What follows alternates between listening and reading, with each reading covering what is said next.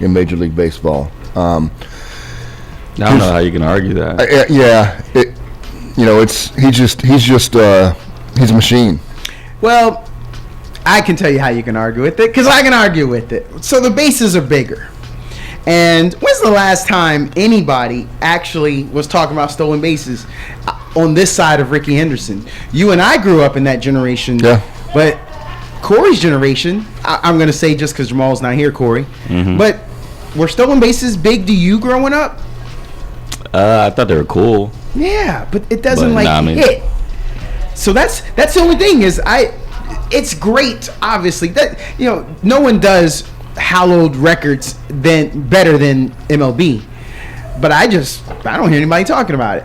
And I coach youth sports, I coach softball, and I'm always talking about it. They're big to me. I grew up in the game. I was a fast guy, so it was one of my stats. But nowadays, no one talks about it, and I hate that.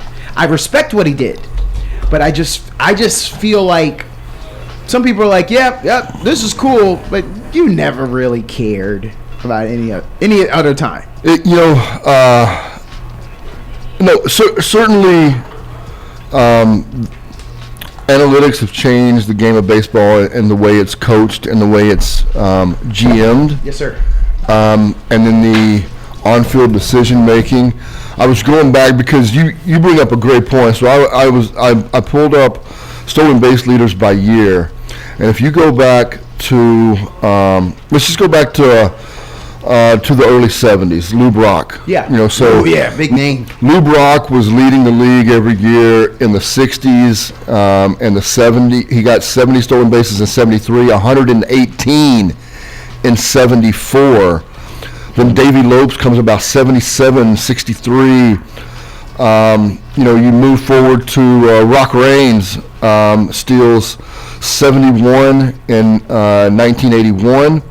Then you have Ricky Henderson, who goes from 80 to 86. He led the American League in stolen bases. 100, 56, 130, exactly, 108, 66, 80, 87, 80. I mean, it's 93. Yeah.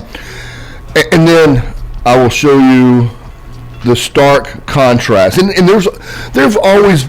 there usually has been at least one or two guys in each league who bucked the trend. Like, they were just so fast. Yeah. Like, they might have won the stolen base crown by 40 steals. Yeah. Because just nobody else gave the green light to them. But if you look at 2020, now that was an odd year. Correct, it was a shortened year. Yes. But 15 stolen bases in the National League and 24 stolen bases in the American League. Blech. An abbreviated season. But the year before that, you go, okay, well, that's an anomaly, right? Well, Ronald Acuna Jr. in 2019 stole 37 to lead the National League. Malik Smith stole 46 for Seattle. That's just the way the game was beginning to be played. Yeah. And so it is nice to see, and look, here we are talking about 51 stolen bases, and for a power hitter, that's where we're really getting caught up in it. That's it. But this year, I guess it did start last year when the bases got bigger. Yep. We've started to see the number of green lights go up. Yes. And that's the big difference that we are seeing. Yeah. We're still not. I don't know. I'm wondering. Like Ellie De La Cruz led the National League last year with 64 stolen bases. I wonder if anybody's ever going to get to 75 again. Oh. And I think that magical Lou Brock, Ricky Henderson 100 stolen base number, I feel like we'll never see that again. That's done. No way. I just feel like there's not enough green lights given. And maybe we have that odd year where some leadoff hitter, bats 365 for the year and is just on base all the time and ends up shattering the records, the 75 mark or getting to the 100 mark at some point. But the way the game's played nowadays, if you get on as a leadoff hitter, they don't want you moving around that much, because they want that third and fourth hitter to get up and pound you in. Yes. the cat and mouse game, that lead that runner takes, that pitcher looking stressed, scared, intimidated, looking over there, and then them maybe retaliating because we sped up the game. You remember, you used to get their you get their uniform dirty. Remember that, Travis? Yeah. Oh, you want to lead? Oh, you want to keep doing that over there? I'm gonna put you in the dirt. And we don't do that anymore because we sped up the game. Well, the 2 step-off rule has changed the way pitchers treat it as well. Yes. Because I feel like they're probably I feel like Ellie De La Cruz can put enough stress on a pitcher. If he wanted to steal 100 bases, he could. He could. I don't think there's any doubt about that. But like I said, he doesn't have a full-time green light. Yep. Ricky Henderson had a full-time green light. You were not run, Ricky, run. I don't care what. I don't know that he even took the time to learn the signals. Because if he wanted to go, he was going to go. If a lady in the 3rd row, center field, say, Ricky, run, he's going. That's right. I heard her.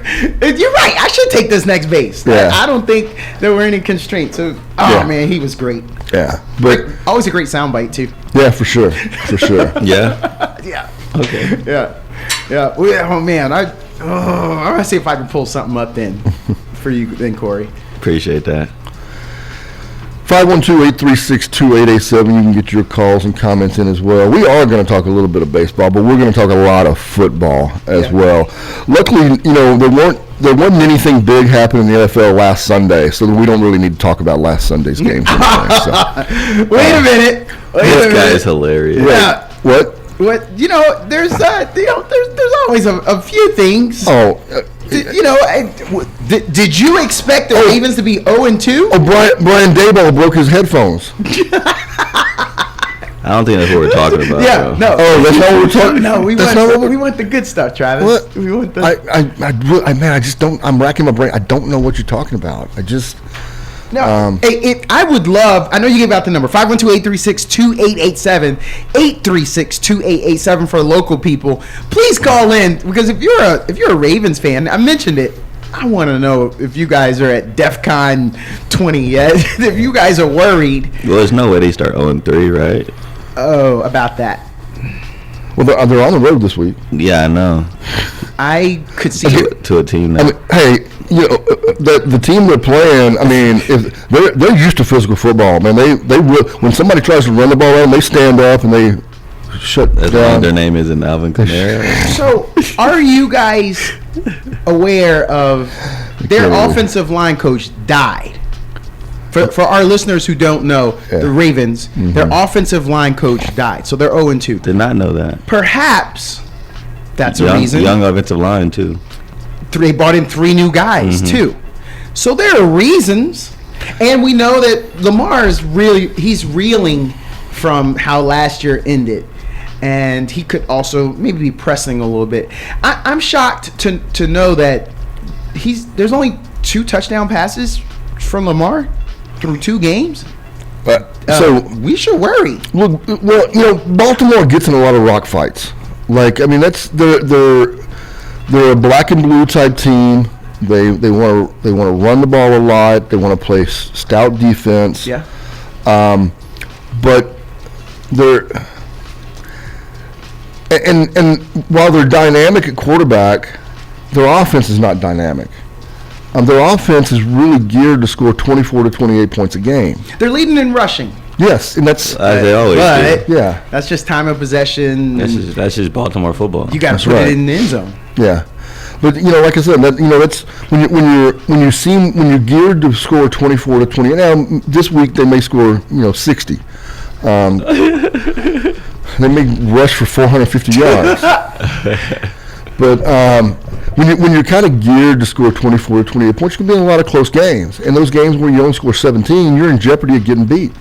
And that's kind of where they're at right now. Listen, man, if you're a Cowboys fan, call in, because Travis is he's not letting his fandom show, but he thinks that the Ravens are going to come in to Dallas and smack everybody around. Those are his words, people. I I think so too, though. Yeah, come in. It's hard to argue differently, right? Yeah. I mean, How is Dallas an underdog to an 0-2 team? Has that ever happened in the history? Well, they just watched the New Orleans Saints team run the football all over them. Now you got a true running team going to come in, and it's in the same building that the Saints just ran Dallas out of the building. Travis, can't you change your tone when you're referencing David Carr? Derek. Yeah, Exactly. Yeah. You know, which Carr brother is it? No, hey, is he gonna? No, it's 2 games. It's 2 games. I mean, he's old, he's wily. Let's not go too crazy. I mean, Aaron Rodgers looks good last night at 40 as an old dude, so maybe Carr is hitting his stride. Finally comfortable. No, he just finally has a good coordinator.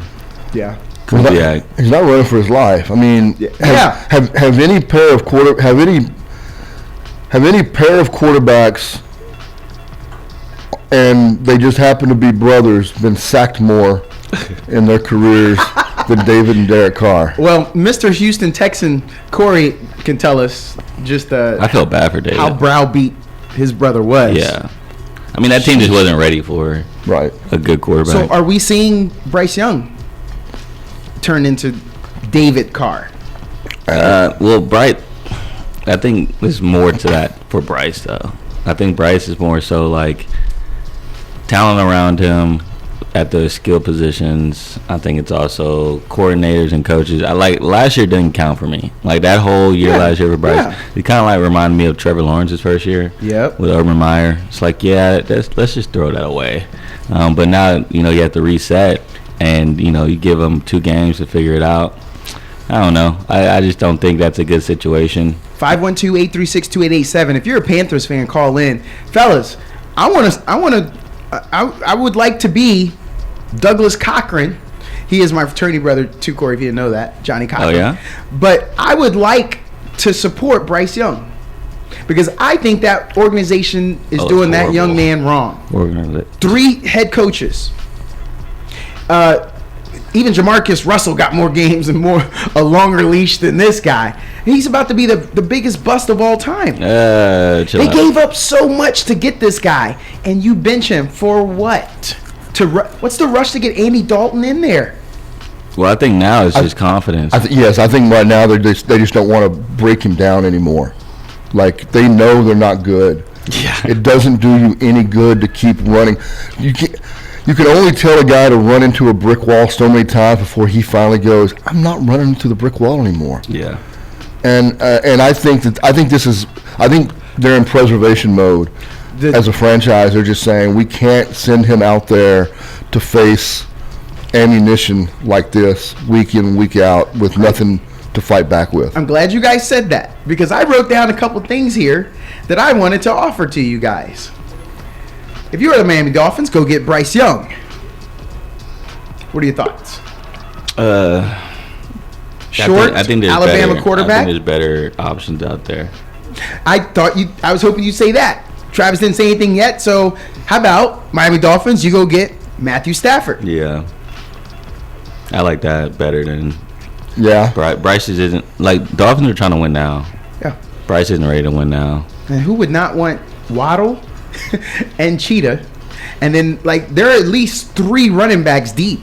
Mostert, a chain, and even Jalen Wright looks good.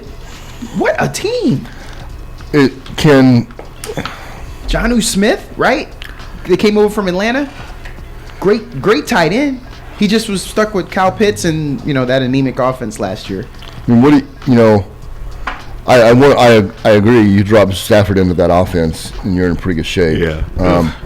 But what kind of package can you put together to get the Rams to actually bite on something like that? The farm, if you're a dog. Like I feel like, and I'm not. Look, this is probably not a great way for Miami. I don't think if I'm Miami, I'm necessarily looking at it this way. But I think you could put together something to easily pull Geno Smith out of Seattle. And at least Geno Smith is a NFL starting quarterback that I feel like has been around the league enough and has worked for enough coaches that he can pick up an offense pretty quickly, and he's capable of running an offense that has weapons like Miami. See, I agree, but Geno wasn't a number 1 or number 2 pick, if I remember correctly. No. And remember, coming out, if the Houston Texans would have taken, if it would have been reversed, and CJ would have ended up in Carolina, I don't think anybody would have batted an eye then. That's how highly touted he was for his accuracy and his manipulation of the weapons. And so I think the upside is higher if you think he's redeemable just 1 year removed, and with the circumstances that he's living in over there in Carolina. I think it comes down to what can you give up, and then what would entice. Like I think you can go to Seattle with next year's second and maybe the 2026 4th round pick. Yeah. And I think they would seriously think about, man, that's not a bad package for a guy that we know is not the future of our program. He's just kind of driving our bus right now. And no one thinks that Seattle's going to dominate this year. I haven't heard not one person. But they're 2-0 right now, though, right? They're 2-0. But Kyler's back. I mean, he got one game. Well, okay, so to this point, so if that was the biggest Matt Johnny. Stafford That was a around- Johnny Manziel college game that Kyler played last year. Yeah. It was just one game. If he I don't know what the Texas Rams on are the map. doing. If he can do that again, more power to him. But man, that's Well, you want to know, to your point, though, from what you just said is the reason they won't let him go. Because to what you just said, they may win that daggone NFC West. Yeah. they could. With the Niners being hurt, Stafford having all of those injuries, Kyler's got to work. Maybe you battle it out with Kyler, but he already took one L. Well, Kyler Y'all are always- undefeated, so Yeah, Kyler always starts fast, though. Yeah, he does. And once the people get the book on him, then he's not able to adjust. I mean, that's always been. I mean, a couple years ago, weren't they like 6-0 or They 7-0? were. They were. And they And then didn't even lost- make the playoffs. No, they didn't. They lost 8 of their last 9 or something. It was something crazy like that. Yeah, it was. And so, yeah, I mean, I totally agree. Like, Geno would be you would think a cheaper price, but with the way they're winning, don't know. No, You know? yeah.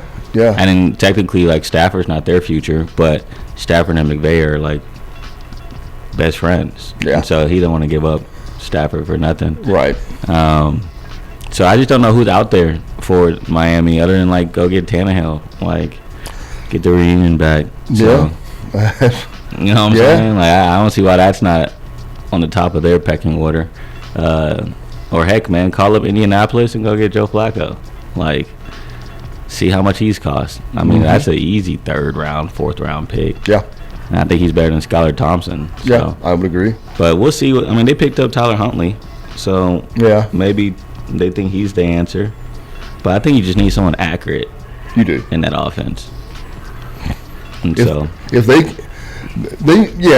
really. I mean, for all the speed they've got on the outside and the ability to throw the ball deep if they want to, if they can just find somebody who can throw at a 70% clip on their 15-yard and under routes, and just get the ball into Tyreek's hands as quickly as you can and let him make some magic happen, I think you're in good shape. you know who can do that? Who's that? Quentin Ewers. Yeah, that's right. That's right. I wouldn't be surprised if he's a Dolphin. Yeah. I mean, Mike McDaniel was at Pro Day last year Yeah. watching Quinn. Of course, he was watching like Right. everyone else, but he was definitely right behind Quinn during the Pro Day, watching how he threw it to Xavier. I mean, he's probably seeing, okay, can he throw it to Xavier? Yeah. You know, he's the fast guy. That's right. You know, now that I think about it, and you brought that up, like being able to throw to fast people. McDaniels probably was watching how he was going to throw it to Xavier at the Pro Day. Yeah.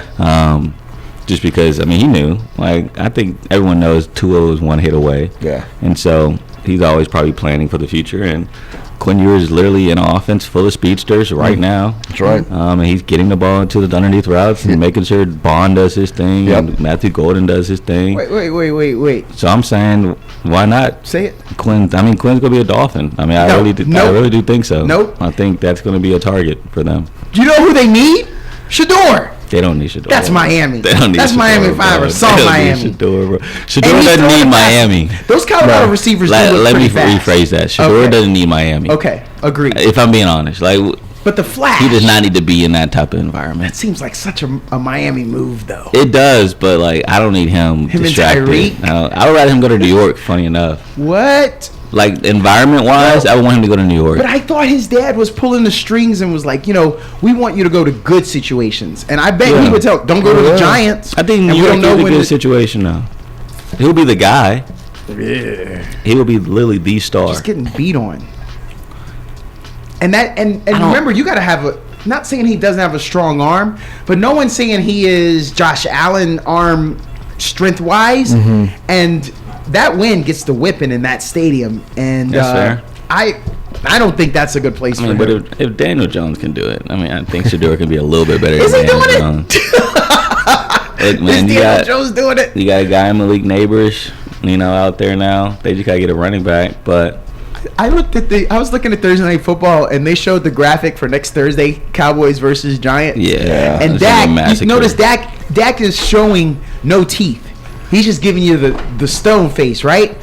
And then Daniel Jones is flipping the ball, because he's trying to be dynamic for it. And then they stop it, and you're just sitting there looking at Dak and Daniel, and you're like, man, nobody want to look at Daniel. As disappointing as Dallas was last week, and what I'm assuming is going to be another team that runs it right down their throats again this week. Last year in 2 games against the Giants, what was it, like 76-7? Yes. Yeah. I mean, it was. Yes, sir. So you're like you're chomping at the bit too. And your lips. I can't. The Giant. It's funny as a Cowboys fan to be able to sit back and laugh at the Giants right now because. But last week is the first time in the history of the NFL that a team scored 3 touchdowns and lost to a team that didn't score a touchdown. No way, that's a stat. 7 field goals to 3 touchdowns. Through the break, we got a lot to talk about today. We'll be talking a lot of college football, NFL, obviously. And to kick that off with a big game this weekend, the first time since, I don't know how long, that Oklahoma is a touchdown dog at home as Josh Heupel comes through Norman on a revenge tour. Mr. Oklahoma, you there? Mr. Oklahoma, we got you? Hey, what's going on? Right. There we go. Tennessee, Oklahoma this weekend. What you thinking? Yeah, I want to say something else before we got into that. All right, sounds good. Okay, last Saturday, man, I got up about 5 o'clock, and I was checking my TV like 600.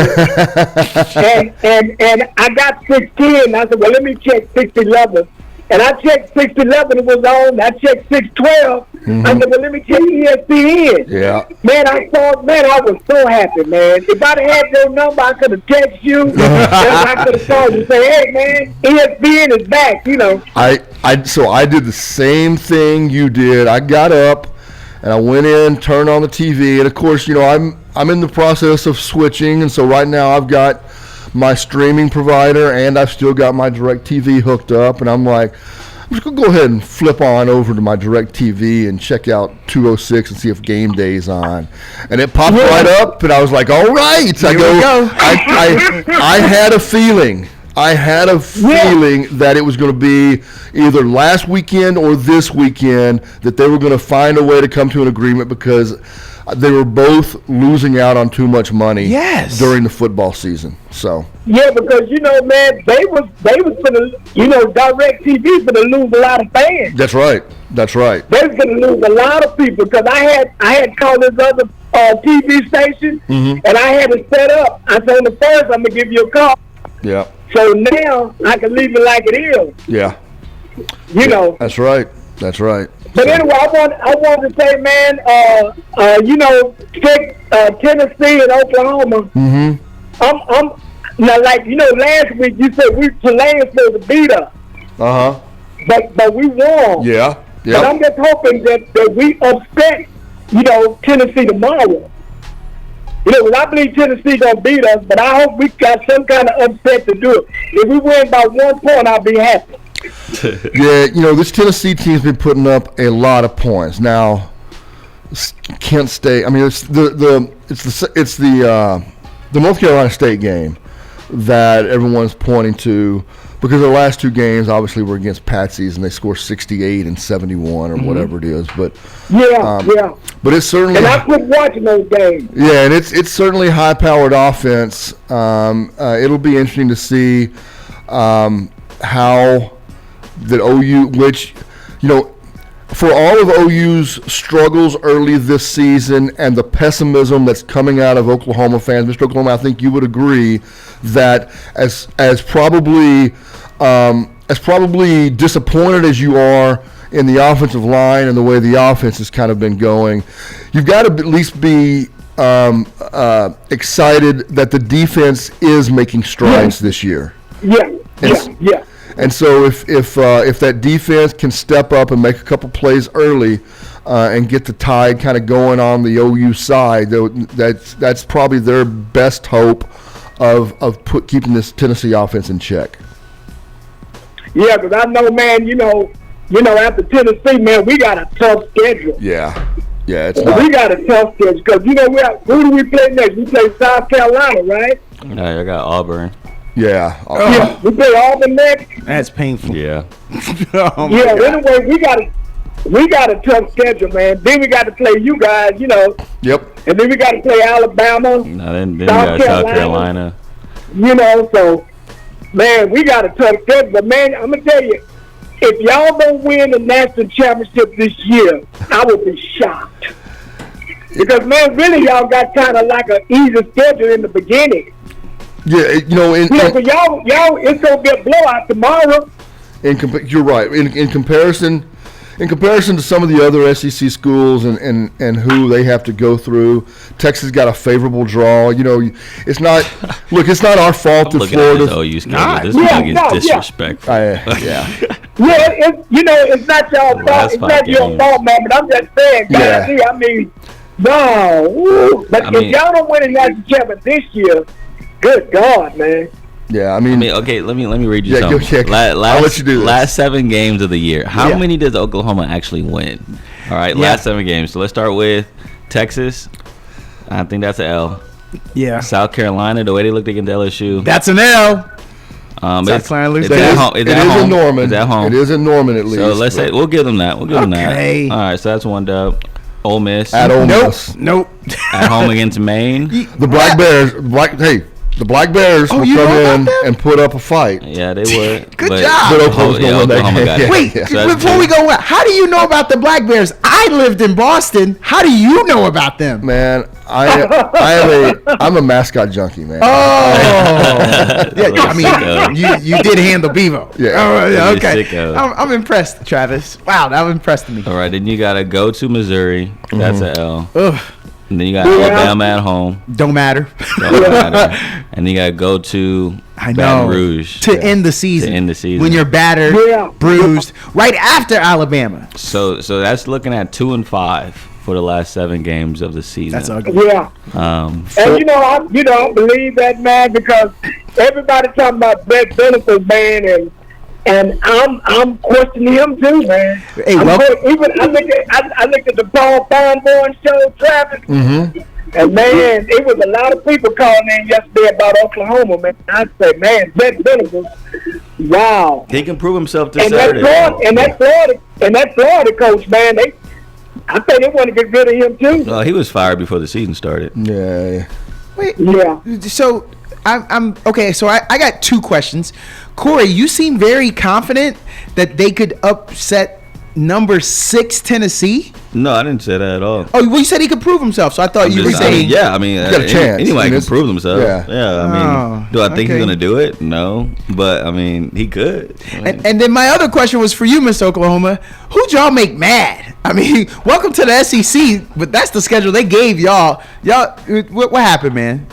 Paul Feinbaum get mad at y'all coming over and he put in a word. What happened, Mr. Oklahoma? That is a hard schedule.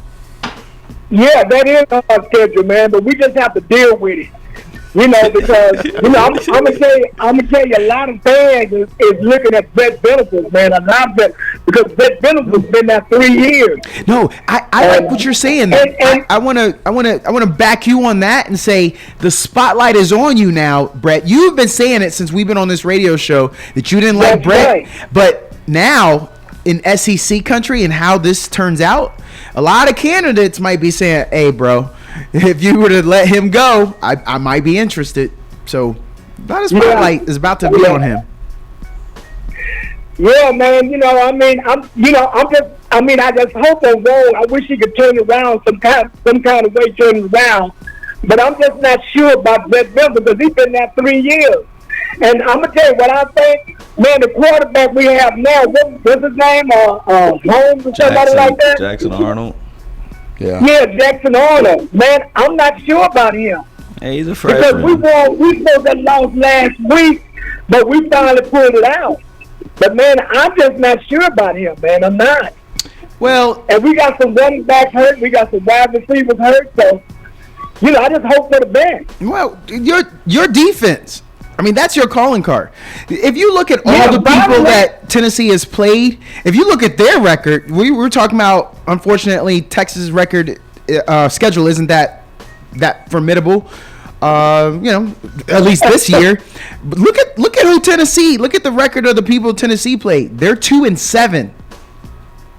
Yeah. The record of those people. So this could be their first test. This is Oklahoma's which first test, which could be the reason Oklahoma could get that win, and then Tennessee realizes after that, oh crap, man, we maybe we're not as good as we thought because I'm trying to help you out, Mr. Oklahoma. Nah, I think it's gonna be the other side of the route. I mean, a lot of people are talking about the Oklahoma defense. I mean, they ain't played nobody. Like they're good in statistically, but like we don't want to just talk about Tulane.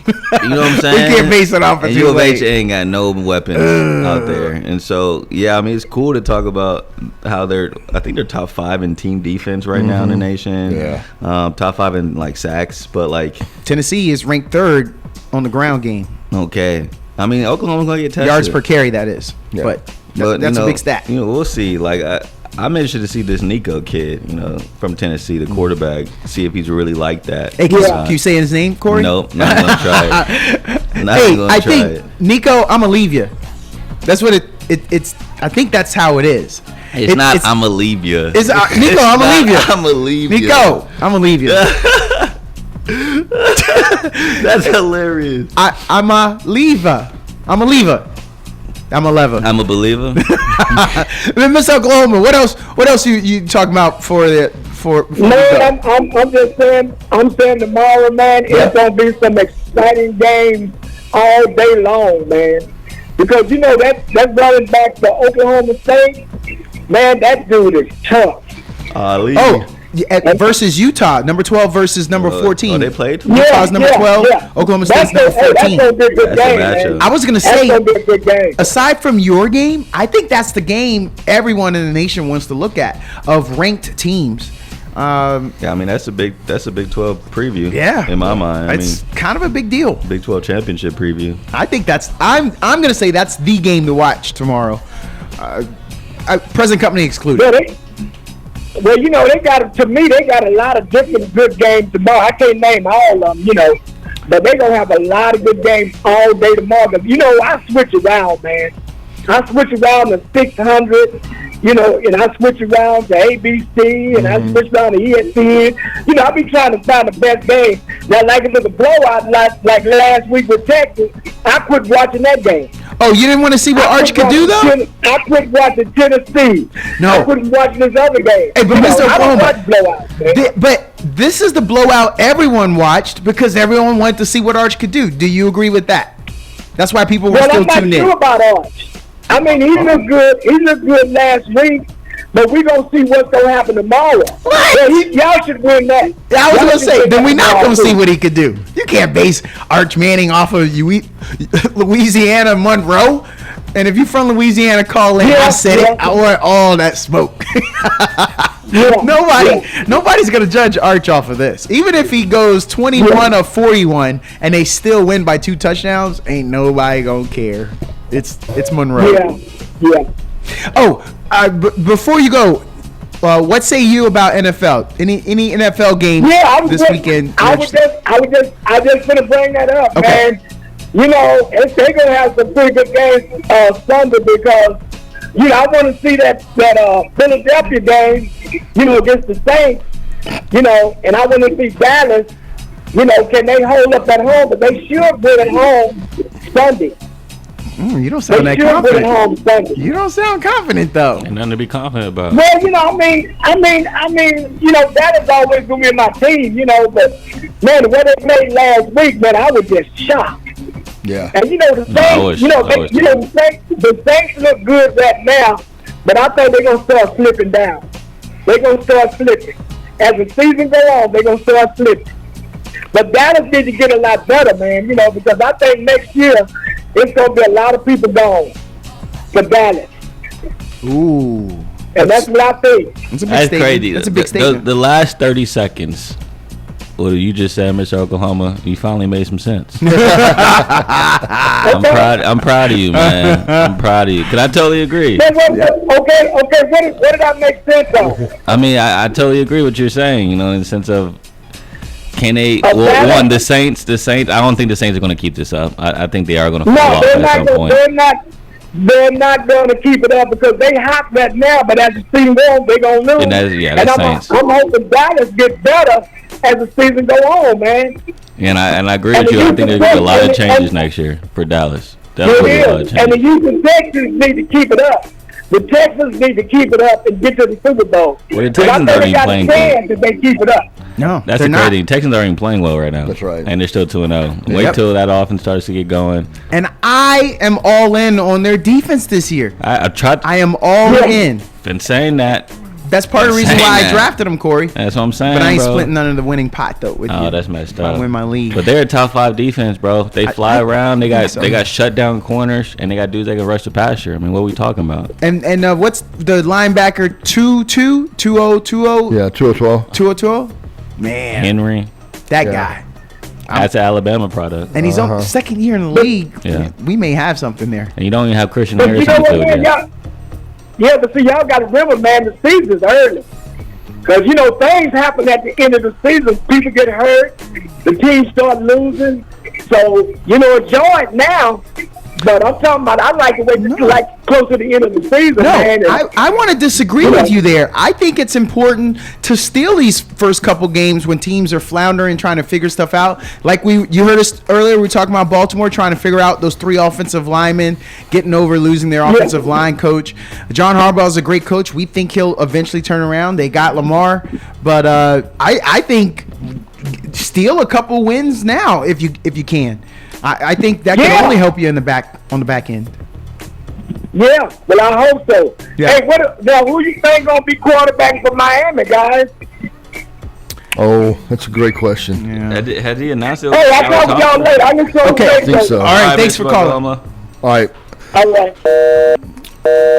We appreciate Mr. Oklahoma as always. 512-836-2887. Now that the Mr. Oklahoma segment is over, you can get your calls in as well. There was a gentleman that wanted to talk Panthers, so I hope he can call back. Don't be mad. Miss Oklahoma snuck in there before you. I don't know how he does that. I think he goes to the front of the line. He's got a button he pushes. He's got That's crazy. we've got his number flagged. Travis. Yeah. I want to go back to what he just said though about Oklahoma. And so your thoughts. Let's just say Corey went through the last 7 games. Let's say they end up, I don't know if they're playing 13 this year. Let's say they're 8-5. Venables has to go, right? They won't be 8-5. No, so You think better? I think worse. yes. Whoa. They're gonna be 7-6 or even Whoa. 6-7. Oh, he's got to go then. Well, so First year nice. man, they're about to start, they're going to play. As of today, they have 5 games remaining with top 10 teams in the country. Yes, sir. Yes, sir. Now, I think there will be a lot of disappointment in Norman if they don't pull off an upset and who? one. That's the question, To right? who? I think most OU fans would say, "Well, Texas is the one." 'Cause No. we've seen too many That ain't Texas happening. OU matchups where I've been on the giving end of it with Longhorn teams that I did not think were any good, and somehow go in and beat a really good Oklahoma team. Really strong. Yeah, and so we've seen it before. If they get beaten this weekend, and then after they come back from the break, and if they lose to Texas, they're in trouble. Yeah. At that point. Yeah, because at that, man. Oh, Venables, man. I mean, it just sucks that this is the first. You talked about 5 top 10 teams left on their schedule. Yeah. Texas has 1. Right. That's Georgia at home. Yeah. And so, the schedule makers did not help out Oklahoma at all for their first year in the SEC, and it definitely doesn't help Venables' chances of remaining the head coach. But this is what, his third year or second year? Third year. Okay, so that's also a problem because third year is supposed to be the year when it comes to recruiting and getting all your players in. So, yeah. And I want to. We're going to get to the phone, but I want to come back to something on that in regards to recruiting for Oklahoma as Gotcha. well. I So hope you don't steal that. And I hope you don't steal that from me. Oh no! If you're going to talk recruiting, okay, then yeah, we got to come back to that because I got a point too. But caller, you there? Caller, you got you? Yes, sir. All right, go right Hey. ahead. Yeah, man. Hey, I was just piggybacking on what you guys were talking about Bryce Young. Yeah. Cam Newton said it like 2 years ago. Bryce is not the quarterback for Carolina. Any reasons why? Well, he's too small. So is he a quarterback for anybody then? He can't change that. They can't change that, but he's not the quarterback for Carolina. I don't like that small stuff. So here, to Do you relate to it or what? Yes. to the point of the caller, right? Yeah. And stepping back, is this one of those rare situations over the last decade, maybe, where an Alabama quarterback got overhyped, and it got him into the NFL, but he doesn't. He is 5'10". Doesn't mean you can't survive at 5'10". Kyler Murray's, 5'8". Yeah. Baker Mayfield's 5'10" or 5'11". Doesn't mean that you can't play in the NFL.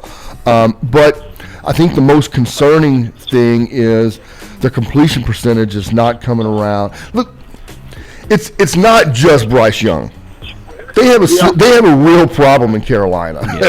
Let's not sugarcoat the fact that he's playing for the worst franchise in the league currently. Yeah. And so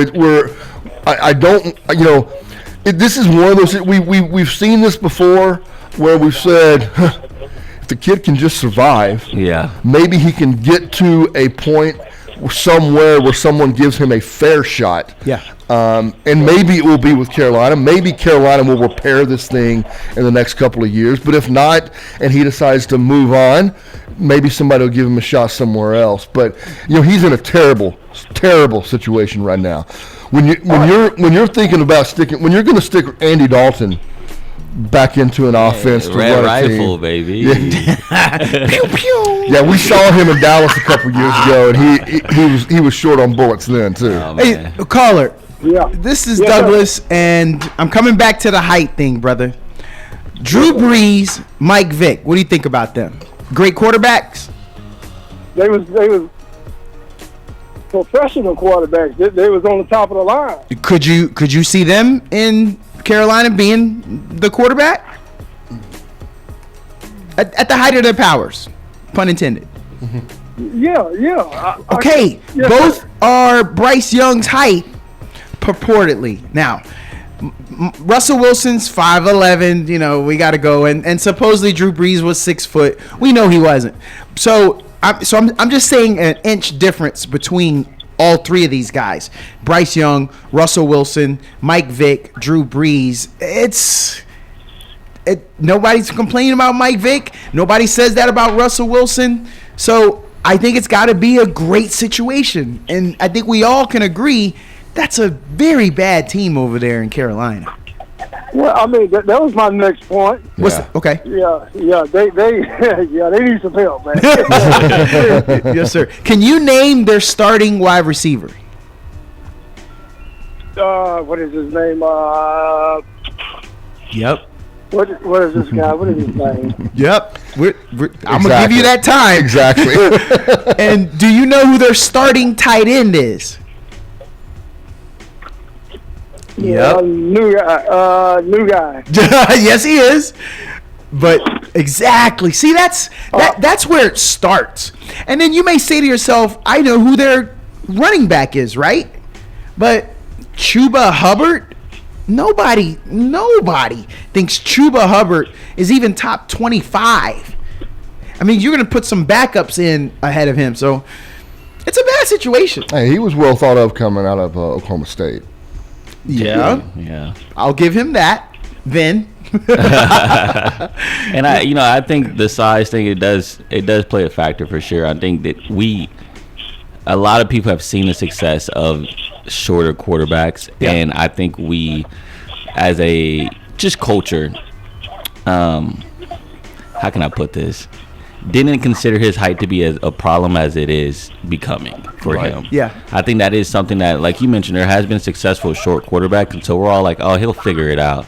But not everyone figures it out with their height. And so that may be a situation as well where we kind of overhyped him in a sense of he's smart enough. He's the next Steph Curry of football, quote unquote, that he'll be able to adapt to the league. But the scheme hasn't adapted to what he brings to the table. I mean, if you look at all of the passing plays that the Carolina has, he's standing still in the pocket. Yes, sir. That's not helping Bryce at all. Short guy's got to roll. Exactly. Look up in San Francisco with Brock Purdy. He's a small fracture guy. Yep. And what are they doing with him? They're moving him outside the pocket, doing a lot of boots, doing a lot of play actions to make him move, the launching points. And so that's where Carolina is failing Bryce right now, is that they're not moving him out the pocket. They're letting him stand still and throw over 6'5" guys. The only thing I want to add to you, thank you for that, Corey. The only other thing I want to say for short quarterbacks, you name every short quarterback I mentioned, I guarantee you we all can tell you who their tight end, who their wide receiver, and who their running back was. And that is the thing. You need a guy that has to go get the ball. They got to want to get the ball. And I'm not saying Keon Coleman. That's Buffalo. I'm not saying that Leggett is not going to be that. Well, he's not even wide receiver. Or Deontay Johnson. Deontay Johnson. Adam Thielen. As someone who owns Deontay Johnson in a fantasy league, let me say that I'm happy that we're making a quarterback change because I need somebody who can throw. So in 18 games, once again, this is not piling on Bryce Young. I'm actually in 100% agreement with what Corey was talking about. Is the scheme is not doing him any favors, because I do believe while this is kind of a trash Carolina team, right? Yeah. Overall. Mm-hmm. But I think a lot of people in the NFL, if you asked general managers and did a poll and said, what do you think of Deontay Johnson? What do you think of Leggett? What do you think of JT Sanders? I think a lot of GMs would say, I'd take him on my team. Mm-hmm. I'd have a place for him on my team. People think Johnson's a top 10 route runner. Yeah, exactly. Like legit. Exactly. But you can't complete passes at a 57% clip for your 18-game career and expect to be playing winning football. Yes. And whether that is all Bryce, we don't believe it is. Whether that's all coaching, we don't believe it is. We believe it's a mixture at this point. And ownership. Ownership has got to do something. We can't let Tepper off the hook. No, you're right. Tepper's a problem. Tepper's a big. Yeah, he's the biggest problem, I feel like. I mean, they have more firings of coaches than they do wins in the last 4 years. Yeah. Like, it's kind of crazy how that all has panned out, and because he has a loose cannon, bro. Yeah. Like, having that guy at the top And that inconsistency with the rookie quarterback Yeah. is a problem. And last year with that coaching staff, the funny thing is everyone was saying he was set up for success. You have a guy in Frank Wright who has success in the NFL as a head coach. You have a guy in Josh McCown as a quarterbacks coach who everyone thought was going to be the next OC in Houston. But instead, he's a quarterbacks coach, and a lot of people love Josh McCown. And so a lot of people were saying, oh, man, Bryce has a great quarterback room. You have Andy Dalton to learn from.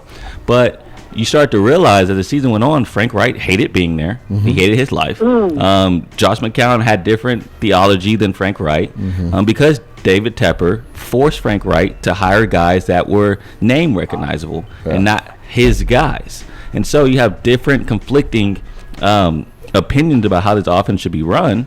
And look what happened on the field. Oh, I mean, let's go back to 43-year-old Dave Canales. Are we even sure that right now it's his time to be a coach, or that he should have waited a few more years? I think we're just going off of his resume of being the whisperer Baker. Yep, and that's what we're basing it on. I like Canales though. I'm not gonna let you go down that train. But I do like Canales. Like you said, 2-15. But he survived Baker's career though. He resurrected it. Like if you look at Baker's confidence now, I mean, he looks on top of the world right now, and that's all Canales. It's what have you done for me lately, though? No, facts. Save Bryce. And that's why he's benching Bryce Young. That's why he's benching Bryce Young, because he's trying to save himself. Caller, I want to do one more thing since you started on this short path. I met Doug Flutie in Pennsylvania, and I'm telling you, Doug Flutie, I looked him in the eye, and I'm 5'6". I had to Google it because I just want to see. I want to show you guys on the break.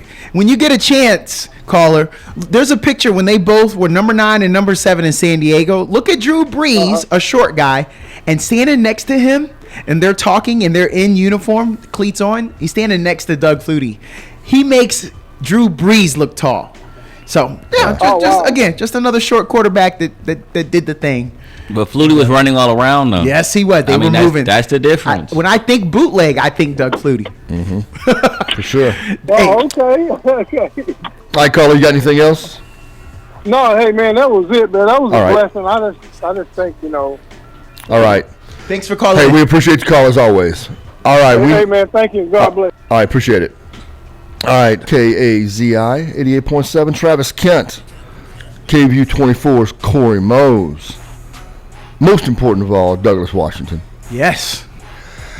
Oh, Mr. Oklahoma called back. Okay. And he didn't want to go on the air, but he did say that he wanted to talk USC, Michigan. He said Michigan made a change at quarterback. Yes. So he just wanted to throw that to us. Yeah, for sure. I had made a comment to Corey before we went to the last call. I wanted to talk about something OU, and I think you had another point about OU as well. So let's go back to that Oklahoma-Tennessee game real quick. Yeah. And I want to talk about something that, from a recruiting standpoint, that has shifted at Oklahoma.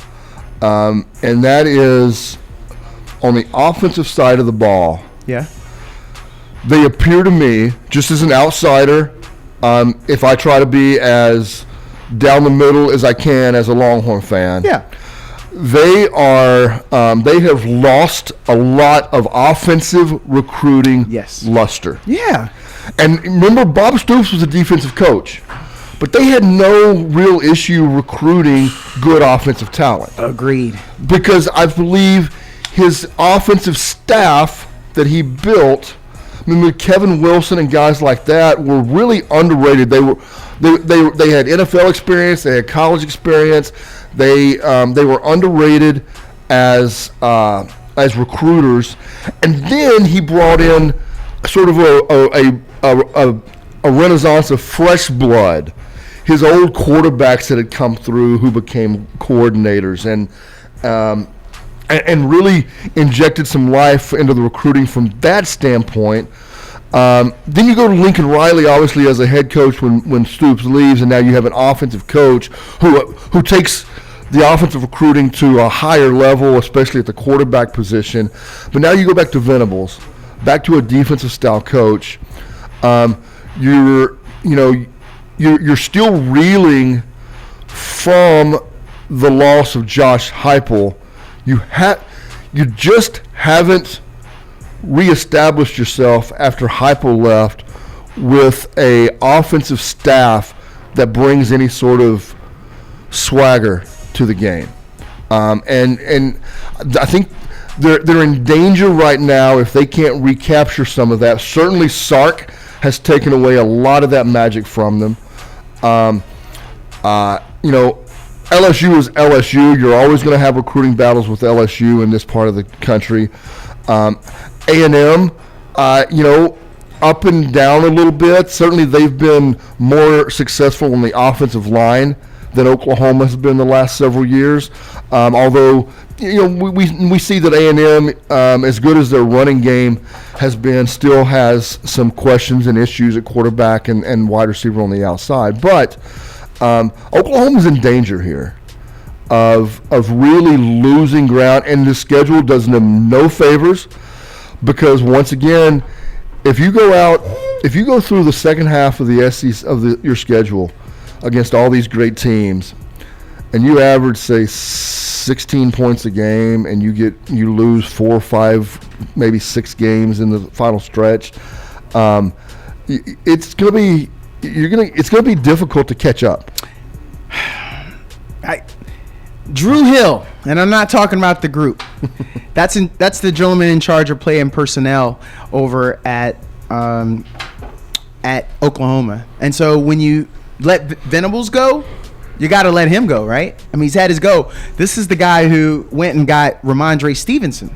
So he's been there for a while. Yeah, Stevenson, who screwed up my fantasy team last night. Oh my gosh, me too. My goodness, man. So that was, he's gonna. I think you've got to make that change, and it's not just Venables. Venables, like, it's everybody. Everybody's putting that my name out there, but it's Drew too. But what I was gonna say is, so would we give Venables a little extra time because he's coming to the SEC? Does that reset his clock? That's what I thought when we were going to that break. He's been there for 3 years, but now he's in the SEC, so that could help recruiting classes and things of that like. So can he start again? I think it speeds it up for him to leave. Yeah. I mean, because it's like you don't want to be stuck, like Travis was saying, falling behind in the SEC. You're right. Because you're trying to give this guy more time. It's like Texas already has their guy. They picked the right guy for the SEC, and so now you have this new opportunity when it comes to recruiting because you're in the SEC now.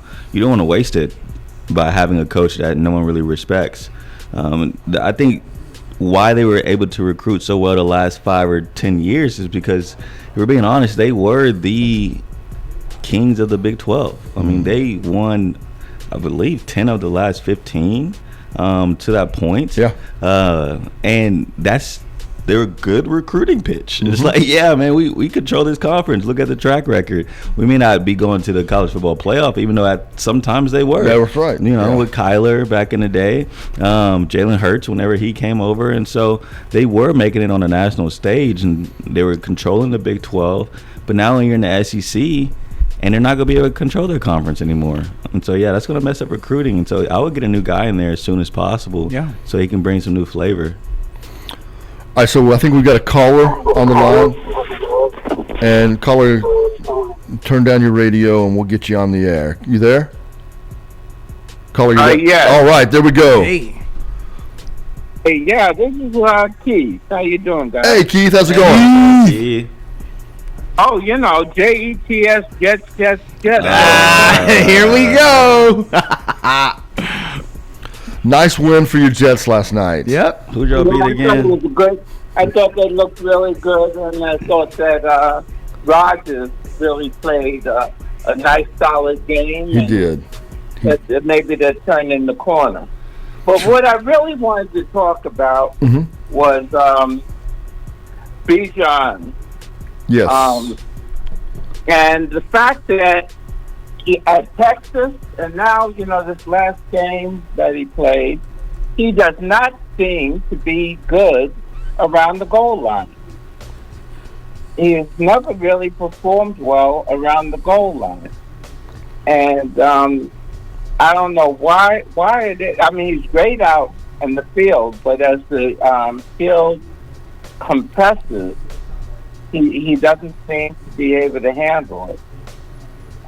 Have you guys noticed that? I don't know. I mean, to be honest with you, Keith, that's a great observation. I definitely do agree with you, even dating back to the Texas days. You're totally right. And, I think goal line is a unique skill set for running backs. I mean, there's a reason why some people are just automatic on the goal line. It's not just because of the offensive line, but some running backs, they have a skill of finding the gap and fitting their body in between. I think of a guy like LeGarrette Blount, right? Mm-hmm. Remember that year when he had with the New England Patriots? Yes. I don't know if he broke the record for touchdowns that year or if he just led the league in touchdowns that year. But more than half his touchdowns came from the 1 yard line. Yeah. Because he was so great at finding that hole. And, of course, his size helped out a lot. I think of a guy like David Montgomery. Mm-hmm. He's a guy that also just finds the end zone somehow on the goal line. And, it's a skill set. Now, my argument would be Bijan does everything else. And so it's like, well, if there's one aspect about his game that he doesn't have, his goal line, that's cool. Just find a running back that can just power it in. They do. And Algier. Yeah, and Algier is much more of a stocky back, and I think last year I think it was pretty much an automatic. They were pulling Bijan out and putting Algier inside the red zone. But this year maybe they're not necessarily making that move as quickly. But it's still, I think he's still more of the powerful inside the tackle type back, which you think of on the goal line. And so I don't know that it's a Bijan issue. I agree. I think it's more of just a personnel decision. If it's hey, look, if he's 14 carries for 97 yards between the 20s. He's doing everything else. So he outgained Saquon. And then as just a little reminder, we brought up Tyler Algier. I haven't heard the pronunciation. Nobody rushed for a touchdown. None of them. Tyler either. And Saquon didn't run one in that game too. So, it bees like that sometimes. That does kind of with Bijan's game. It just seems very consistent to me. Yeah. Over his career. And then that 1 yard stop. He's a big back, but it seems like he never has had the nose for the end zone. So I just had that observation. Wanted to get your guys' take on it. And yeah, I definitely see that. I mean, because think about that. What was that? 4th and 1? He gets blown up by C.J. Gardner-Johnson. Like, of all people to get blown up by, I wouldn't expect C.J. Gardner-Johnson to win that battle over Bijan. And so, I mean, there's been multiple instances. Like I said, I remember times at Texas. Think about that game against Texas Tech when they went up to Lubbock, lost that game. I mean, he also fumbled in that game. Yeah. Wasn't a good game for him all around, but, like, at the end of the day, he does literally everything else on the football field. So, it's kind of like if there's one aspect that he may not be great at, I mean, he's great at everything else. And so it's kind of a give or take. No one's perfect. No one's perfect.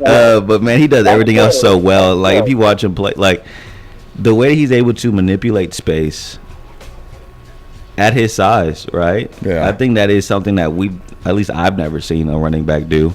The way he's able to just move laterally in that manner. And then catching out the backfield, top 5, maybe the best receiving back while already being one of the best rushing backs in the league. I mean, Bijan, I'm interested to see, like, if he's out on a different team, what it would be like.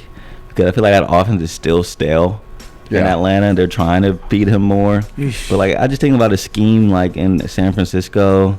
If he was able to run behind that offensive line and with that running scheme, oh, my goodness. Some people didn't like your guy, Keith, until last night. And Aaron said it in the interview. He was like, I just kind of had to get moving and kind of get through the slug of getting back to my movement. And maybe that's the thing with Kirk. Maybe Kirk O'Chains is going to look better than he is now. But, until he gets to that point. He looked good on that last drive. And so maybe that's what it takes now for Kirk to feel a little more confident in his movement. That's the only thing I can think of when it comes to that offense. They're not going to let Bijan go. They're going to keep him until the wheels fall off. So I just think that they need Kirk to feel a little more mobile and ready? Because he's got nothing but talent around him to turn that offense around.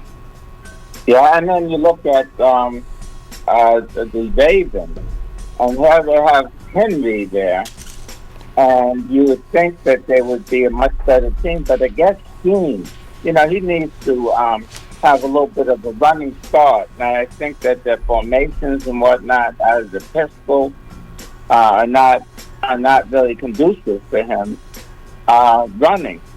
And so I think that sometimes that has to do with it, what the scheme is, maybe around the goal line. This doesn't fit Bijan. And anyway, I just wanted to bring that up because I know you guys are good Texas fans, and so far they've been pretty impressive, I think. And hopefully Manning has a time to get his feet planted and has some good games coming along. And I guess Ewers is going to get there. Wouldn't you think so? Yeah, I think whenever we get him back, Yeah. so you give him the chance to heal this game. Maybe you bring him back from Mississippi State just to make sure we don't mess around. It is an SEC team. Nah, that's what I'm thinking. You chilling on Mississippi State, bro. Oh, I was curious about that, how you guys felt. I think you give him 3 weeks. Whoa, so bring him back Oklahoma? Yeah, bring him back Oklahoma. You don't bring him back Georgia. No, correct. I think if he's not healthy, if he's not back for Oklahoma, you don't bring him back for Georgia. That's the way I see Bring it. him back Vanderbilt the week after. That's what I would do. Georgia. Because at that point, you're looking at Arch at, Monroe, Mississippi State, Oklahoma. You got Arch with 3 games under his belt. Yeah. Arguably a dub over the arch rival in Oklahoma gives him confidence. And then, you just let roll the ball out there and let Arch go against Georgia, and make that a primetime matchup that everyone probably wants to see around the nation. But I don't think Quinn will be out that long anyways. Yeah. I mean, Coach Sark yesterday mentioned how, their goal is still to get Quinn the Heisman. So for him to get the Heisman, he needs to play. Yep. So my guess is he won't be out for too long. I just don't see him being healthy for next week's game. Healthy enough. That's why I think the point is Oklahoma. I think that's the goal. Hey, Keith, do you think, though, to what Corey said, if he came back, I don't know if you overheard us talking to Mr. Oklahoma about the schedule. With this schedule, do you think Quinn can win the Heisman? Because since, there's only Oklahoma, number 15, number 2, Georgia, and then they don't have anybody else ranked until the end of the season, number 25, Texas A&M, who's clinging to that 25. Yeah. Do you think he can win the Heisman with that kind of schedule, Keith? Well, I think that he has to play in some of those big games. And Corey was kind of, on the money when he says you don't want him to play Georgia. But Georgia's had a couple of interesting matches also. They didn't look particularly good in every game that they played. So I think he has to have wins against time teams, especially in that he's missed a couple of games. So I think he has to get back sooner rather than later. Okay. Yeah, and he All needs a right, signature guys, win. Thank you so much. Hey, Keith, you. we appreciate. The show. All right, we appreciate it as always, Keith. Travis, you're still my man. All right, appreciate you, Keith. Love the show. All right, we'll talk to you soon. All righty. Take care now. Bye-bye. 512-836-2887. You can get your calls in as well. Corey, were you about to add something on? Were you talking about the Texas schedule or the Heisman?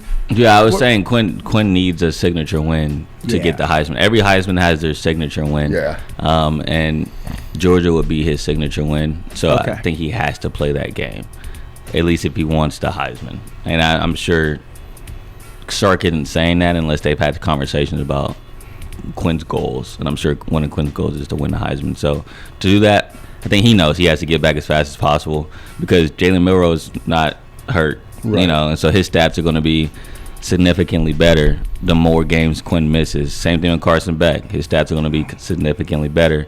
Now, of course, Quinn can win that matchup if he beats Georgia. Then, Carson Beck doesn't have an argument against him in votes. But with Milroe, if Milroe makes it to the SEC championship, which I think Alabama does, and Quinn brings Texas to the championship, come down to the voters, they're going to look at those stats and be like, well, Milroe is significantly better. And they may not know or they may not fathom, it's because Quinn missed 2 games. Right. You know, so I think he has to have that win against Georgia, and it has to be a dominant win if he's going to miss 3 games before then. Yeah. I wanted to answer your question, Corey. LeGarrette Blount led the league. He didn't set the record. That belongs to LaDainian Tomlinson back in 2006 for rushing touchdowns. Okay. And then he also has a 20-some? 28. And then he had total touchdowns at 31. So, yeah, I can remember that. That was a big year for him. LT was different, bro. Yes, Yeah, he was. Yeah. Sheesh. Is he from Texas? Yep. So how the Still can't heck? believe he went to TCU. Yeah, bro. somebody explain that to me. Travis, why did he go to TCU? Do you have any input on why he wouldn't come to? Well, I don't remember the recruiting environment back then. Yeah. You know, I think there was some talk about What do you mean by recruiting environment? like I don't remember. You mean like Pony Express or? No. Like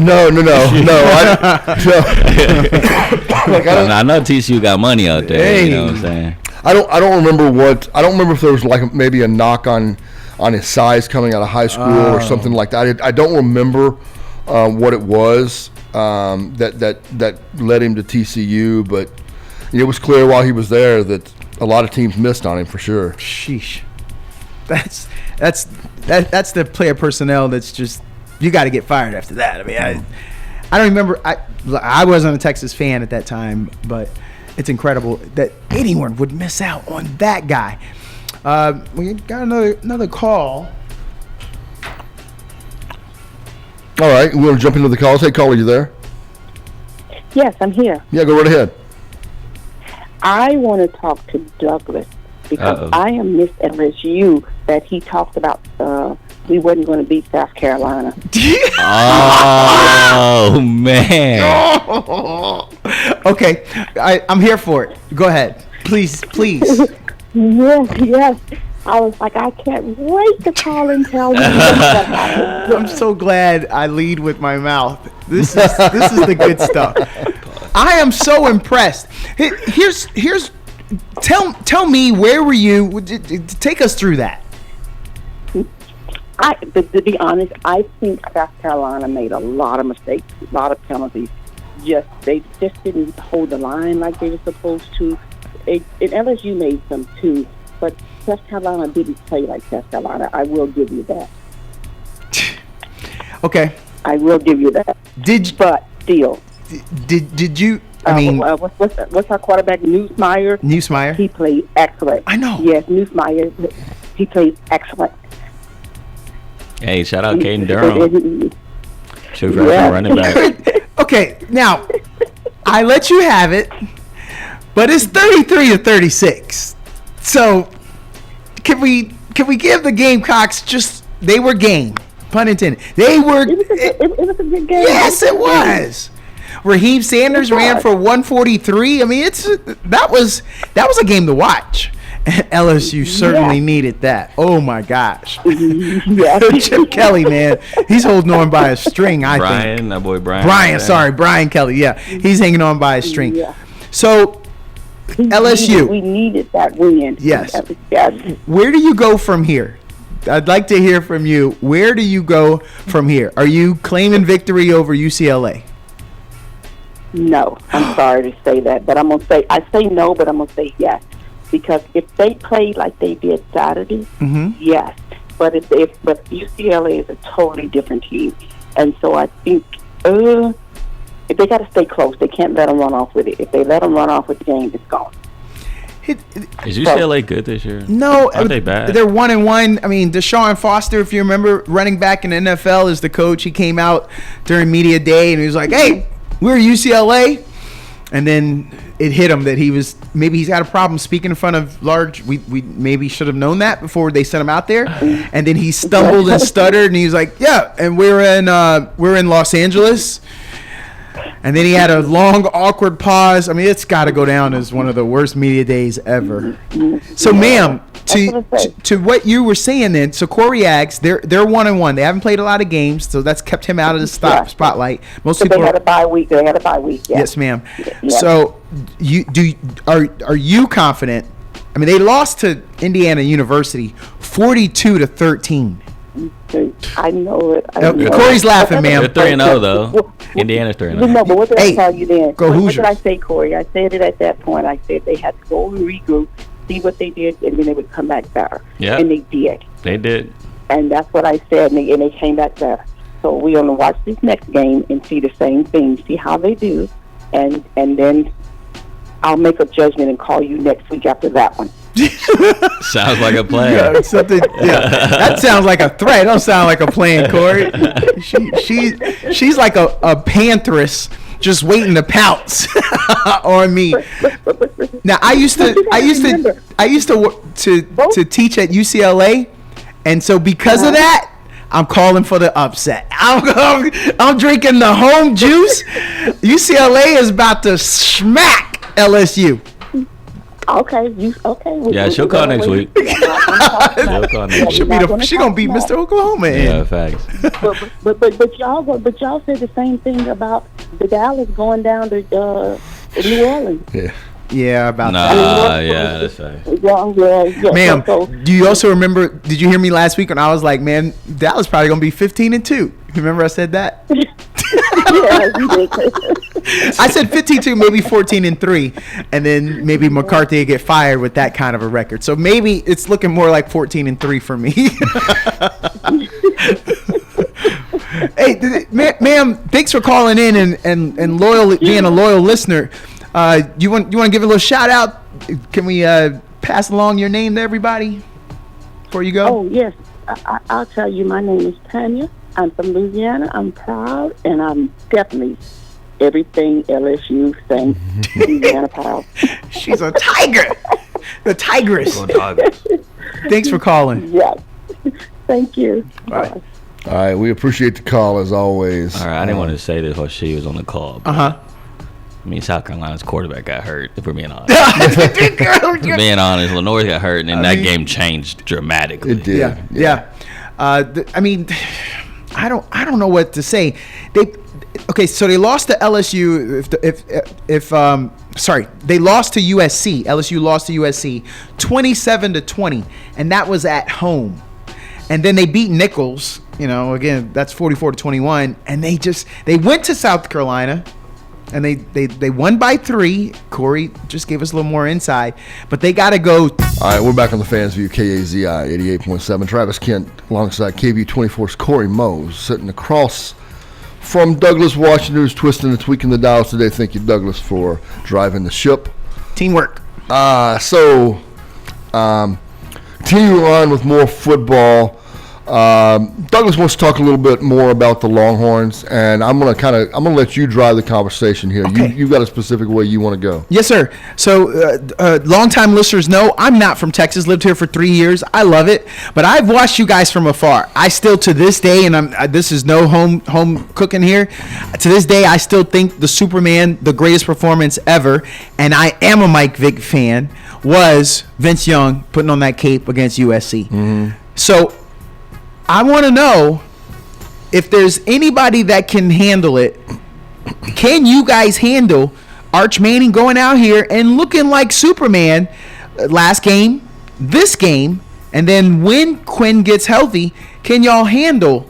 And do you guys have any kind of history of being able to handle a packed quarterback room like that? Yeah. So you bring up a valid question. Look, Sark has been very clear. Ewers is the starter, Arch is the backup. From their side of it, Arch and the Manning family, really, if you will, his uncles, his dad, are 100% kosher with Ewers as the starter, Arch as the backup. I think they knew going into this year that the history of Quinn is that he misses a game and a half throughout the season. He has his entire career. Yeah. Arch is going to get on the field some. He's going to get some, maybe he'll get just mop-up snaps, but maybe he'll get a game or so, and now here we are. Yeah. He gets to play, a half last week, and now he's going to get to play a full game here. I think they knew that. There's a decent chance that Arch goes out and throws against Louisiana Monroe for 325 and puts up, 2 or 3 more touchdowns. And heck, he may even run his own read again and take it to the house. That's that Cooper speed. Yeah. But, I don't think that's not going to make a difference to Sark. What it's going to do is, I think what you're going to hear Sark say, because there will be somebody, and Corey will roll his eyes when Danny Davis asks. No, Danny Davis probably wouldn't ask this either, because Danny never, yeah. Danny's smart. But there will be somebody. But somebody is going to ask, hey, Coach, you got to, could be Chip. Chip likes to stir it up. Chip likes to stir it up. Somebody's going to say, hey, Coach, do you have a quarterback controversy on your hands? And Sark is going to say something to the effect of, we have exactly the quarterback room we thought we had on our hands. Mm-hmm. We have a starting quarterback that we feel like can win the Heisman, and we have what we felt at the time of bringing him in was one of the top quarterbacks in the country, and he's performing at the level we expect him to. We have exactly the quarterback room we felt we would have, and he's just going to leave it at that, because that is what they have. And I think, when you don't have a lot of games under your belt, I think all coaches will tell you, yeah, I have a little more butterflies when Arch is in there, because he hasn't thrown as many passes across the middle, so he hasn't had that linebacker flash in front of one of his slant patterns, and so you have those little butterflies. But so far, he looks like Sark looks like he's calling the plays under the same pattern that he would have if Quinn had been quarterback. To this point, anyway, and you have to look at the competition. It was UTSA, a UTSA team that got run off the field by Texas State. So this is not Jeff Traylor's best team that he's had there. Mm-hmm. And this Louisiana Monroe team is, while we're 2-0, hey, this is a 2-0 matchup. This is 2-0 versus 2-0, guys. I think we'll see the full playbook. I don't think we'll have anything held back. But like I said, I believe Sark would come out and say, we have exactly the quarterback room we thought we had. Yeah. And we have a starting quarterback and we have a backup quarterback, and those names haven't changed. So I want to tell you guys a little bit about Louisiana Monroe, if I can. Sure. I was walking into the co-op earlier this week. No, I was going to talk about the fact that I already know that they're going to play Booty. Yeah. The starting quarterback's name, for those who don't get that joke, the General, is General Booty, and he comes from lineage as well. Back in 1993, some Louisiana natives were coming out, and they were high ranked, and that is Peyton Manning and Josh Booty, and that's General Booty's uncle. Mm-hmm. And then they come from lineage where all of their grandfathers were great quarterbacks. Arch Manning at Ole Miss, and then Johnny Booty at Mississippi State. So we got some royalty. These are young men that have been groomed, and I'm here for it. And this is about the only time anyone nationally is going to want to talk about General Booty, besides the name. But you got to know, there's going to be a lot of eyes in Louisiana about this. General's dad is John David Booty, who played quarterback at LSU. And of course, General went to Oklahoma. Oklahoma, that's right. Mm-hmm. Yeah. I started to say A&M. You're right. He went to Oklahoma. Yeah, he went to Oklahoma. And now has found his way to Louisiana Monroe. Yeah. General Booty's a good quarterback. He was good coming out of high school. You don't go to Oklahoma, or a school of that ilk without being highly thought of. And so he's got the skill set. He's probably in his right spot now. He was not going to get his shot at Oklahoma. He needed to go somewhere where he can play. He's at somewhere where he can play. And so it's good to see that for him. I did hear some comments from their defensive coordinator this week, who I'm going to kind of just tell the story and then paraphrase his comment, which was, Arch Manning, he goes, we have a number of players from the New Orleans area who have played against Arch, and they're not intimidated by him. And then he went on to say, and I quote, some of them already done beat him. Oh! So, I don't know if you want to be that confident. Come on, Louisiana. I mean, you are a 44.5-point underdog. I love it. That's what I'm saying. Yeah, But I have no problem. I'm here for it. I don't really. They know they're gonna get ran I through. don't really. Do even have they? any comments. It don't sound like Yeah, it. they- That's the defensive coordinator. You said the defensive coordinator, right, Travis? He also said that Texas isn't preparing for us at all, Yeah. as they would somebody else. He literally said that. Oh, And so it's like they know, like they know what's about to happen, and so I don't have any problems with the comments. Now I will say they may have beaten Arch, but Arch didn't have Matthew Golden and That's Isaiah right. Bond Exactly. no. on That's his right. Louisiana high school private school team. So, Exactly. a little different talent on the outside for Arch this time around. All right, so we got another caller on the line, so we're going to jump back into the phones, and they're gone. Hey, caller, if you get put in the queue, you'll hear us, and just hold on. We will get to you whenever we're done blabbing our mouths. So we know that Arch comes from that Manning lineage. He's Cooper's son. I think everyone knows that by now. But he hit 20.7 miles per hour on that 67-yard dash that he had the other day. Yeah. Them some jets.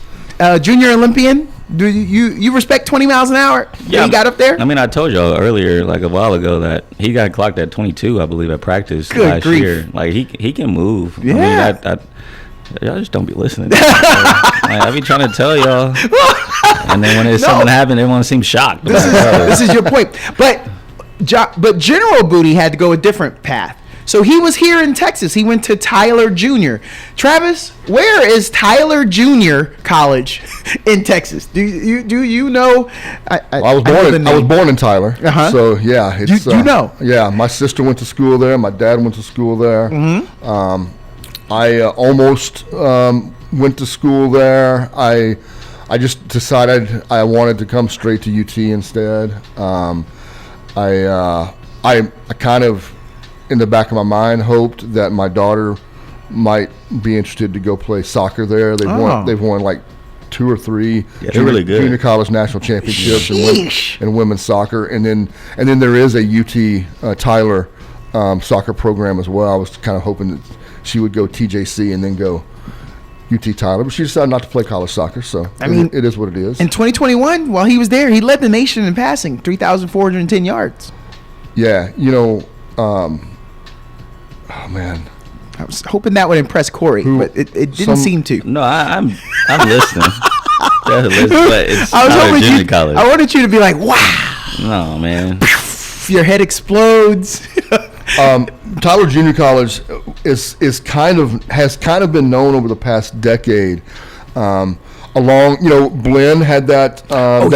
Glenn had it when the Cam Newton era, because Brad Franchione, Dennis Franchione's son, was the head coach at Glenn, and so they kind of became the hot feeder program. Yeah. At times, Navarra College in Corsicana has been a feeder type program. Tyler Junior College has been kind of serving that feeder program, especially from the quarterback position.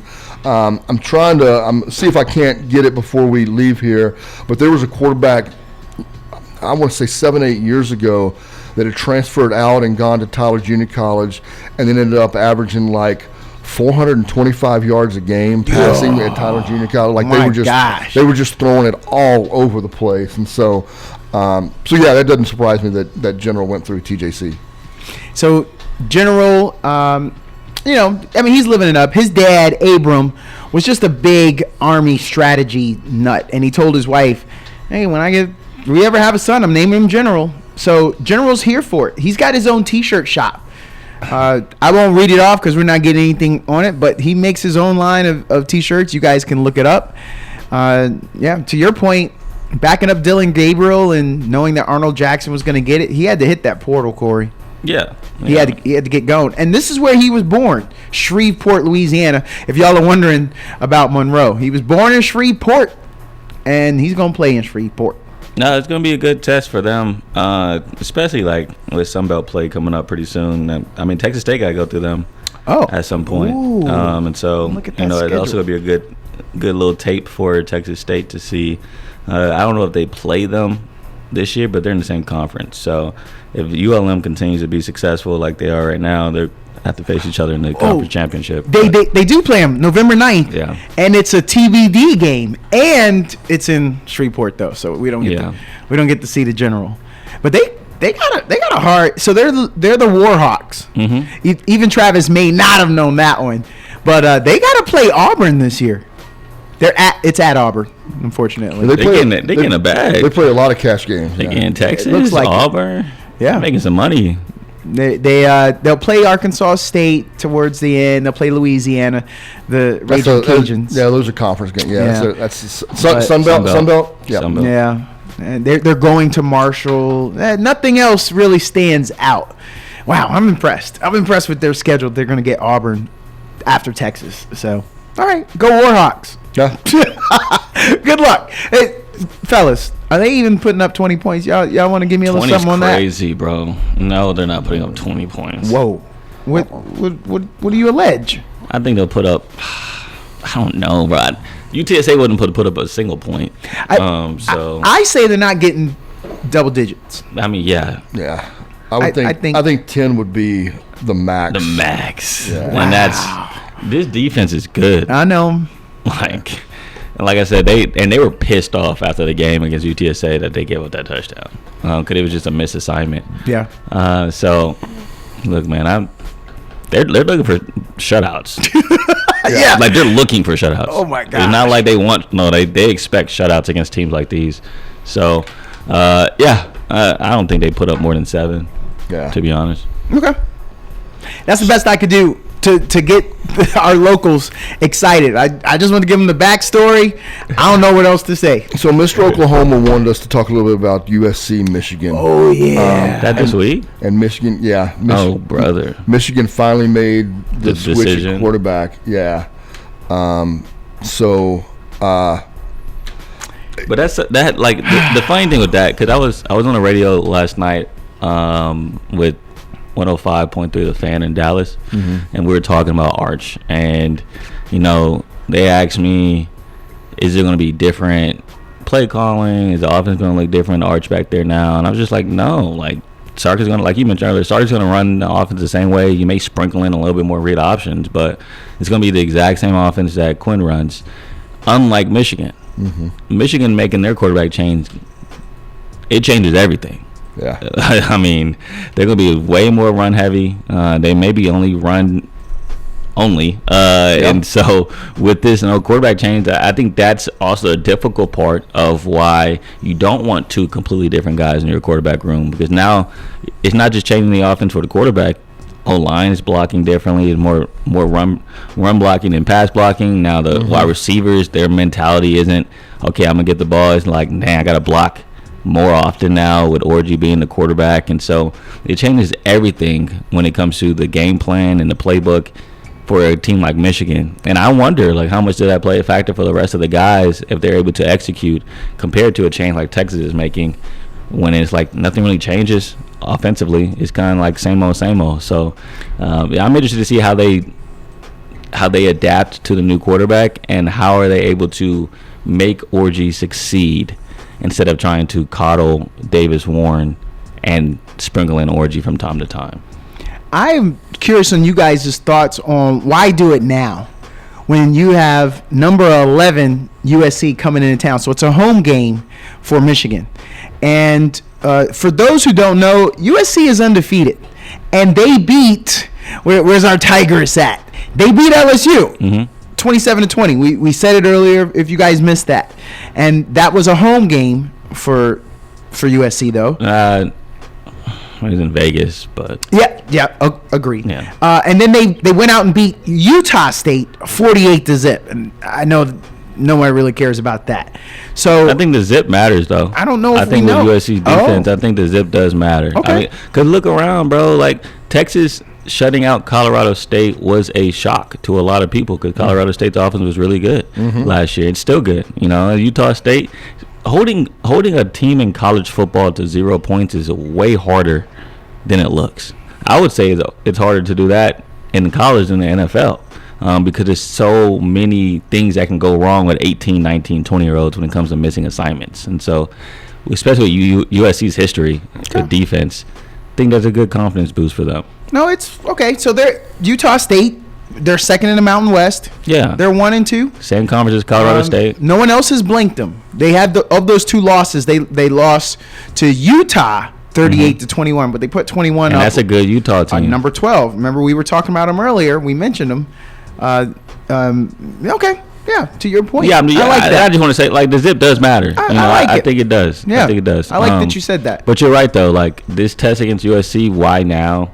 I mean, I think they should have done it after Texas. I agree with you. I think after Texas, we saw what Davis Warren was. Like, he is not going to get you over the top against a top-tier defense. So make the change then. Give Orji a game to get confidence and then play USC. Yes, that made more sense than throwing him in against USC now.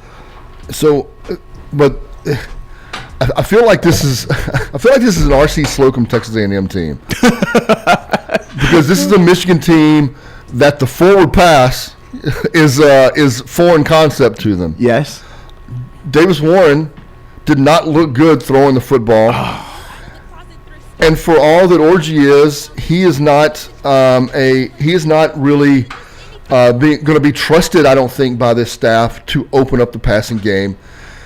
And they don't look to me like a team that is staffed and prepared to line up and run the ball 55 times and win a football game against a really good football team. So they've got big problems at Michigan. Why the change now in a game like this? Prime time. It needed the change. They had to do something. Yeah. And let's face it, Sharon Wright, He's not on the hot seat. Yeah. He's got a new contract. The seat heated up quick. Yeah, the off the field drama. You know, the inappropriate texts. That's kind of a big deal. Yeah. So it's a weird situation too, because I bet they expected, and I even expected, to not depend on the quarterback this much. Yeah. Because they all thought Donovan Edwards was going to be that guy this year. Yeah. And I mean, he's on the cover of NCAA. He had a lot of talk about Heisman before the season started, and he has been arguably the second best running back on that roster. Yeah. Yeah. And so I think they just didn't expect to have to depend on the quarterback as much. They thought they could just run the football over everybody, and that just hasn't been the case. And so it's weird seeing this shift in Michigan's offensive line, and like they were so highly thought of when the season started, and now it's like, man, they can't push people around like they did last year. That's right. And now I argue maybe we underappreciated what Blake Corum brought to this offense, right? You know, because the way he was able to manipulate the running lanes and find the gaps between the stretch plays and the zone read plays, like, I think that is something that Donovan Edwards just doesn't bring to the table. Yeah. And now you see the effects of that. They just can't move the ball. Man, it just sucks, man. You're Davis Warren. You're from Los Angeles.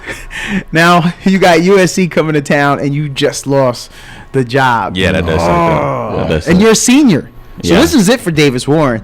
I can't say anyone's looking at him for any opportunities No. after this. He's going to end up in NFL Europe, where I used to play. Nah, he may be selling insurance. That'd be my guess. Yeah, maybe in finance. So He's 6'2". They might take him. Ooh, he's a lightweight though, 195. no, I'm saying no. He'll be in finance. Yeah. Yeah, for He'll, sure. he'll land on his feet somewhere. Yeah. He'll be fine. Go ahead, start your LinkedIn page, buddy. 2 Exactly. touchdowns, 6 interceptions, and that's how you got to finish your senior year. I mean, at least he got. His whole goal was to start though. Like his story is crazy. You know, battling leukemia, working his way up from the practice squad. I think his goal was to play quarterback for the Michigan Wolverines. Yeah. And he was able to accomplish And that. it's right. That's right. Played against Texas. So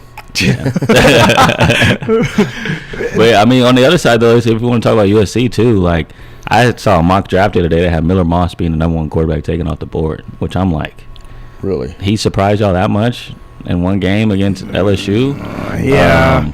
And so, Well, hold on. You did say the 48 to zip. Well, he put up 48. If you were happy about the zip, you got to be happy about the 48 he put up on Utah State. Did he play the whole game? Do we know? No, I don't know. I'll check that box score and Yeah, let you but know. I am interested to see this offense. As Lincoln Riley had a quarterback that actually listens to him and that actually throws to the reads that he's asking them to throw to and not run around and make something crazy happen like Caleb Williams did last year, which, you know, we all praise Caleb for what he did. Yeah. But some coaches hate that. That's right. Some coaches just want you to run the play.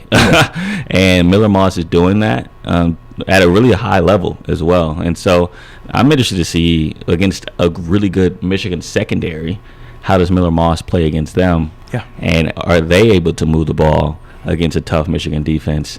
I mean, because I think people saw what Texas did against Michigan and just thought that, like, oh, Michigan's not the same. No, I just think Texas is different. Yeah, I think Texas is different, and I think it wore on that defense as the game went on because the Michigan offense was off the field so quickly. Mm-hmm. Yeah. And it was just, you know, it wasn't necessarily just all 3 and out, but it was a minute 36 off the clock and off the field, and now Texas has the ball again, and then Texas is putting together 6 and 7 and 8 minute drives the entire football game, which just drug it out of those Michigan defenders. And I don't see USC doing that. I don't see them doing it either. Yeah. But Michigan's going to continue to have the same problem offensively. But yeah, you're right. Well, against Utah State, USC ran for 249 yards. So to your point, when I looked up, just because I looked at the box score. Yeah. So no, he didn't play the whole game. Good job. That Jaden came in and had a better QBR. You got that freshman? Yeah, I think he's a freshman. I'll go back and tell you. But Miller Moss only threw 1 touchdown before Jaden came in. Mm-hmm. So 5 touchdowns were rushing touchdowns. So they just punched the ball in with their running backs. Yeah, they're not going to be able to do that against Michigan. No. Oh, I thought that was a show of force. Well, I mean, yeah, against Utah State. Against Utah State it is. But, like, when you play in Michigan, that defensive tackle tandem is the best in the nation. Yeah. So it didn't matter to Texas, but USC's not Texas. Right. So sophomore Jaden Maeva is a sophomore. Yeah. They have him listed out of Hawaii. Right.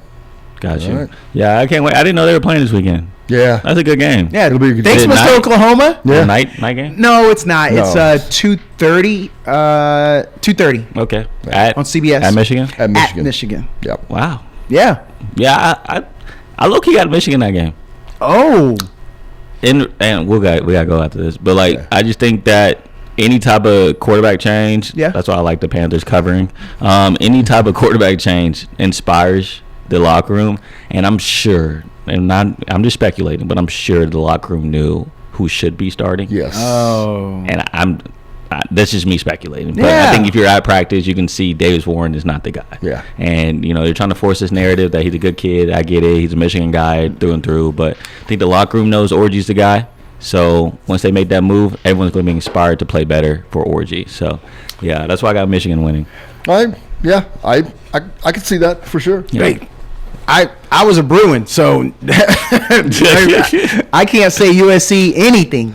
This USC defense looks better to me, but I still LSU was a really good test for them early, but they've got to prove that they have the staying power on the defensive side of the ball. So they're gonna get punched in the mouth. Yeah, they will. Can they take it though? That's the question. That's right.